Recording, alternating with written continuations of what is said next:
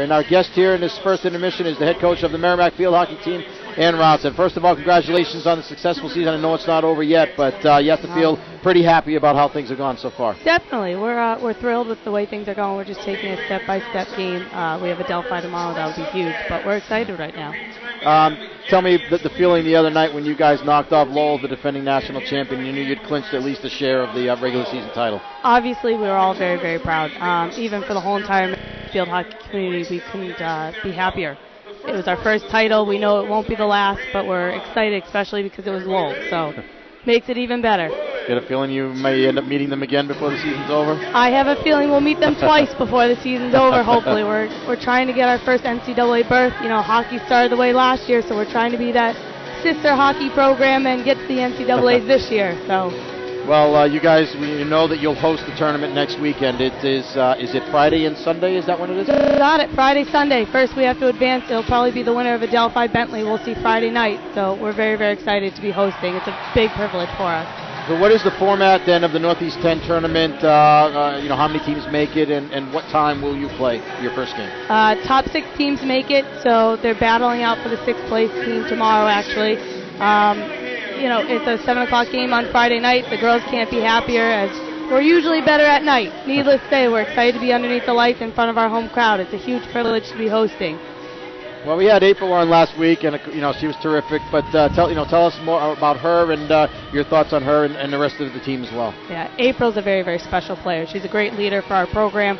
I think that's where it started last year when she was named captain by the team. To be the only junior captain in 5 years is just fantastic, and she's a special player. You know, you see her throughout the field. She never gives up on the ball, and that's what now is the whole entire team is playing that way. You know, it's not just April's success. It starts with the defense with Carrie and Steph Heisman, Victor Lacey, Caitlin Kamide. It works its way all the way up. So everybody on the team is playing a big, big purpose now. 15-1 year record, ranked. Where I'm trying to see where you guys are now. Fourth. You're up to fourth now in the polls, highest ever. And so as you look at what's ahead of you guys, I suppose you know. And again, it's a case where you're entering new territory, really, right? You haven't been here before. I guess I'm wondering, do you draw from the experience of any of the other coaches at Merrimack who have been in that situation before and maybe can say, you know, hey, as you get to this point and, you know, the pressure mounts or whatever it is, here are some things that work for us? Definitely. I think the whole entire Merrimack community has been fantastic. I mean, to see Tuesday night's game, you had almost all coaches there from the staff, and even Bert Hamill, who I thought didn't know where the turf field was there, and it was special to have that much support. And I know everyone's behind us, and even with the girls, you know, women's soccer has been a huge support system for us. I know they had a tough tie today against Southern Connecticut, but it's nice that the girls are able to work with each other off of that. You know, like I said, hockey has set the way. Mark Dennehy is fantastic here, and he's definitely one coach that I've looked up to in this organization, as well as Bert Hamill and Gabe and Tony. I mean, there's just so many that it really is a team effort and a group effort, so I'm thrilled. How about, you know, you're talking about hockey, ice hockey versus field hockey, and so I guess for, you know, the folks out there, like, you know, my daughter's 5 years old. Maybe she'll play field hockey someday, but, you know, she's had a chance to actually already play ice hockey, and, you know, compare the two sports, I guess, if you would. I mean, obviously it's very different because I barely know the rules of hockey. But we do have a number of ice hockey players that actually started there and found their way to field hockey. It's just the same aggression. It's the same relentlessness in front of the net. And, you know, I know Mark is always talking about blocking shots, and that's what our team does, is they're intercepting the passes instead. So it's all a team effort, just like I mentioned before, and I feel like that's what our team's doing here on the ice, and we're doing it on the field. So we're working hard. And the goaltender, I presume, you know, just as important as in ice hockey. You betcha. You know, Carrie's done a fantastic job, as well as our assistant coach, Meg Hildebrand. She's really worked well with Carrie all year long, so we're very excited. But it's definitely a big defensive unit. Needless to say, the ball has to get through 10 other players before it gets to Carrie, and she's done a great job with picking us up on some big saves to keep us in the game, so it's nice. Well, you're a graduate of Merrimack, as am I, an alum, and you're a graduate of the class of 2007. I think it's got to be a special feeling in particular for you, you know, being an alum and having been able to help to lead the program to the heights that you've reached. I think it's bittersweet. You know, the girls in 2009, they found it to be a mission to break all of my records, and ULOL was one I had over them until Tuesday. So that's why I say it was a great day for our whole entire program, because they paved the way. You know, the 2005 grads, they actually all made a video from 2003 grads and higher, and it was just really special to see right before our Tuesday game. And I think there were at least 30 parents and alumni there in the stands on Tuesday, and I know there will be a lot coming next Friday. So I think just feeling that support makes it that extra special for the program, for the girls right now, to see what they're now, what they're building and what it's going to become soon. So it's great.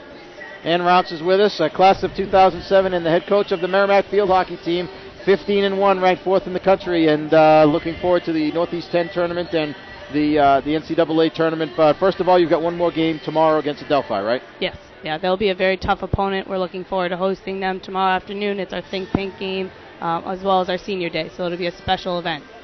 Do you find the success that you've had, as you go out, as you're recruiting and looking for the next class of players to come in, does that help? That they see that what you've been able to do here so far? I think it's helped with recruiting a little bit because the players that, let me mention the seniors. I have one senior, Vic DeLacy. Her father thought I was nuts when, 5 years ago I recruited her and I said, hey, we'll make playoffs in 2 years, and we did. And he goes, I didn't believe you. And I said, I'll have a title in 5, and I did it in 4. So I definitely think that our current players are firm believers. And that's why we're doing so well, is right away when they stepped on the campus, they knew I wanted to change things, and they've done a fantastic job. So I think for future generations and recruits coming in, they know the tone, and it's extremely different than years past. But the passion is still there, the hard work is still there, and that's what we want to see from our players. So it's exciting. As an alum of the school and a former student athlete and now a head coach, do you find that maybe it's an area that separates Merrimack from some of the other schools? I mean, I've always thought that the fact that you've got a quarter or even better in some cases of the student bodies playing a varsity sport, and now then even the sports that have been added in recent years, and the additional sports that they're adding in the upcoming years like swimming, it's bound to go up even more.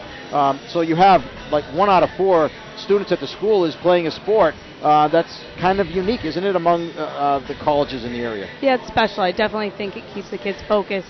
It keeps that nice support system from all of our student athletes. That's what the softball team I was able to travel with last spring when they did so well, and I think that's really special, as I know they were in the stands and they were doing a number of cheers with our alumni, and like I said, women's soccer was there, women's basketball. It's just a nice camaraderie to have on a small campus. It really makes a huge difference with the girls.